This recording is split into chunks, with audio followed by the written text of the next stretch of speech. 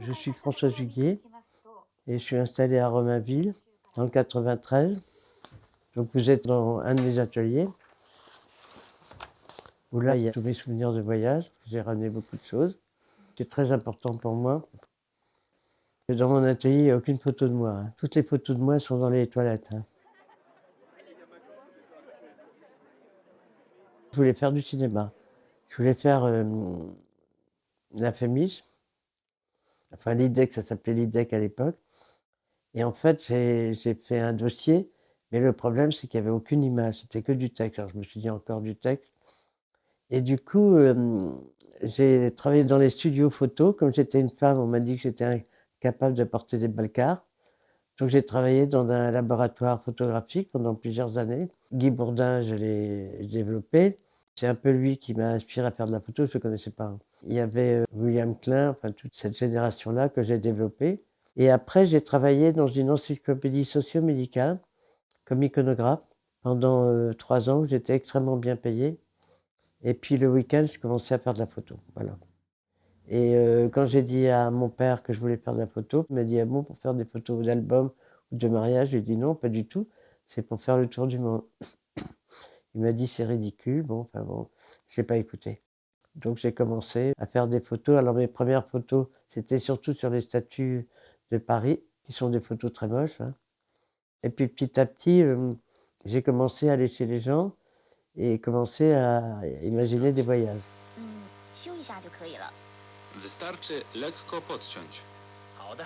En 75, j'étais d'abord à Singapour, où il y avait un quartier chinois et un quartier indien. Et ce qu'il y avait de très très beau, c'est qu'il y avait des stores devant toutes les boutiques avec de la publicité. Et ça, j'aimais bien, c'était le graphisme que j'aimais bien. Après, j'étais en Indonésie, j'étais des années à Bali où il n'y avait pas un seul touriste. Et puis à Sumatra, à Yogyakarta. J'aime toujours bien l'Indonésie.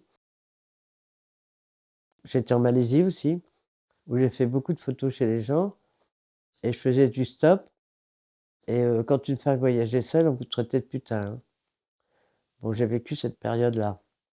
Et enfin, moi, ça m'est égal.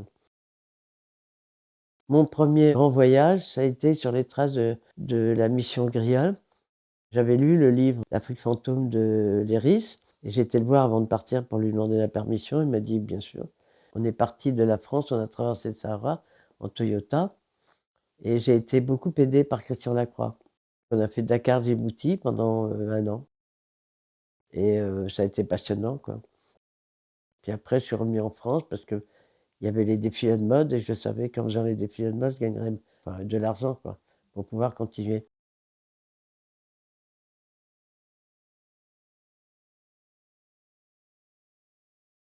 Quand je suis revenu de l'Afrique, j'ai dit bah, je voudrais retourner dans un endroit où il n'y a pas d'arbres. C'est la toundra, donc c'est la Sibérie polaire. Et puis en plus, ce qui m'intéressait, il y avait de différentes ethnies, les Ganagan et les Tchouts. C'est ça qui m'intéressait, parce qu'ils ont une manière de vivre tous différents. Donc j'ai commencé par la presqu'île de Yamal. Et à Yamal, c'était passionnant parce que j'ai vécu avec les gardiens de Rennes. Après, j'ai été à Norilsk, qui était l'usine d'Assyrie, qui a été créée par des ingénieurs allemands qui étaient prisonniers, c'était une blague. Et puis après, ils sont partis. Et moi, j'ai eu de la chance parce que j'ai habité chez le chauffeur du directeur du combinat. Les usines, ça s'appelle un combinat. Il m'a ouvert toute la Syrie. Il y avait des mines aussi, des mines de nickel, parce que c'est le deuxième producteur de nickel. Donc je suis descendu et dans les ascenseurs, ils mettaient des chats. Parce que les chats, ils se rendent compte quand il n'y a pas beaucoup d'oxygène. Donc c'était une manière d'être sûr qu'on ne serait pas mort en bas, quoi. J'étais jusqu'au détroit de Bering, puis je suis revenu. Et c'est finalement l'un des voyages les plus extraordinaires. Au début, j'ai fait un premier voyage et j'ai essayé en noir et blanc et en couleur, en argentique. Et effectivement, en noir et blanc, ça faisait assez sinistre. Du coup, il y avait une pellicule Kodak qui était à 320, qui était une pellicule très douce. Donc j'ai utilisé cette pellicule Kodak. C'est ce qui donne cette douceur à toutes ces photos. Personne n'avait été là-bas. J'étais dans des familles, c'est la première fois qu'ils voyaient des Français de leur vie. Et j'ai habité chez les gens parce qu'il n'y avait pas d'hôtel, hein. Donc j'étais dans les écoles ou alors chez l'habitant. Et ça, c'est passionnant. C'était passionnant. Pourquoi je me suis intéressée à ces environnements d'intérieur? Parce que je suis une curieuse. On m'appelle la curieuse, hein. C'est vrai que je suis très curieuse. Et même, par exemple, dans la rue, moi, je rencontre des gens, puis je parle avec eux. J'ai une manière de parler aux gens. Et les gens, ils me disent, bah, si vous voulez venir à la maison, vous pouvez venir à la maison. Alors, j'ai réussi à rentrer aussi bien chez les Chinois que chez les Malais, que chez les Tamouls. J'ai réussi à rentrer partout. Et c'est ça qui m'intéresse. C'est commencer à l'intérieur, la robe de chambre, la, la robe de chambre de la dame, ou la chemise de nuit de la dame, ses chaussons, ses culottes, et puis comment elle organise la maison, c'est ça qui m'intéresse. Et puis à chaque fois, je le dis, ça fait rigoler tout le monde, mais quand j'arrive chez les gens, je dis, bon, on prend le pot. Moi, je ne sors pas mon appareil tout de suite. Donc, je regarde tout ce qu'il y a autour, hein. Je repère tout. Et après, je dis, ben, je voudrais aller aux toilettes. Et ben, les toilettes, il y a souvent des photos. Donc, je sors et je dis, mais le petit enfant qui est dans vos toilettes, c'est qui? Alors, ils me disent, ben, c'est mon petit-fils et tout. Et puis, je dis, votre papier de toilette, vous l'avez acheté où? Ah, ben, chez Auchan. Ben, je dis, ben, donc, ils sont mieux que chez moi. Et là, ils me disent, du coup, ça déclenche quelque chose. Ils me disent, vous voulez visiter l'appartement? Ben, je dis, bien sûr, parce qu'en fait, je suis venu pour ça, hein.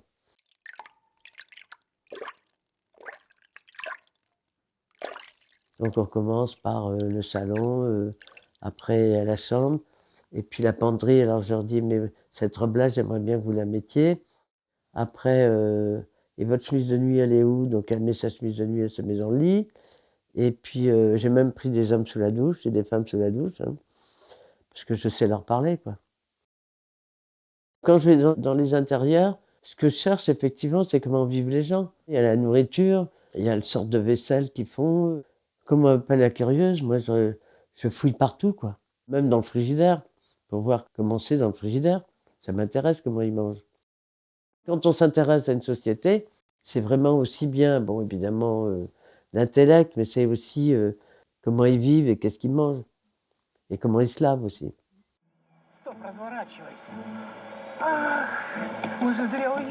À Moscou, il y a une anthropologue qui vivait dans un appartement communautaire. Et elle m'a raconté, elle me dit, tu sais, à l'époque de Lénine, comme il construisait l'Union soviétique, donc il n'y avait pas beaucoup d'argent pour construire des maisons comme il y a en banlieue maintenant à Saint-Pêtre. Donc on allait chez les gens qui avaient des grands appartements et on leur disait, ben voilà, vous pouvez garder 2 chambres puisque vous êtes propriétaire. La cuisine sera en commun, les toilettes seront en commun. Et par contre, toutes les chambres seront prises par des gens qui vont venir travailler, notamment des gens de la campagne, qui avaient fait la guerre d'ailleurs. C'est comme ça que ça s'est passé. Alors il y a des gens il y a des gens qui ont supporté, il y a des gens qui n'ont pas supporté, donc ils ont fui l'Union soviétique. Mais moi, j'avais rencontré dans un appartement une femme qui était là, qui était propriétaire, dont les parents étaient propriétaires. Et après, en fait, le système, c'était si vous faisiez partie d'une usine, eh bien, vous aviez le droit à une chambre dans un appartement communautaire. Et petit à petit, vous pouviez être propriétaire de cette chambre. Mais alors là, il fallait aller à la mairie, et là, c'était Kafka, hein. Mais les gens y arrivaient. Aussi bien que dans le film que dans les photos que j'ai faites, tous les gens étaient propriétaires. Ils payaient ni le gaz, ni l'électricité. Donc j'ai décidé d'y retourner. J'habitais chez une femme qui était peintre, qui vivait en face du musée Hermitage. Donc ben, j'ai été la photographier. Puis après, j'ai fait toc-toc à toutes les chambres. Et puis les gens disaient oui ou les gens disaient non. Et finalement, il y a beaucoup de gens qui ont dit oui. Il y a Natacha, évidemment, qui a été mon égérie, qui me recevait toujours à poil, hein. Mais ce qui était vachement intéressant, c'est qu'il y avait toutes sortes de la société. Petit à petit, j'ai connu tout ce qu'ont fait les gens, comment ils sont arrivés là, etc. C'était pas une période quand même faste, hein. J'y allais 3 mois par an. J'ai fait ça pendant 10 ans. C'est mieux qu'à l'école. On me raconte la vie de la Russie et de l'Union soviétique. C'est ça qui est intéressant.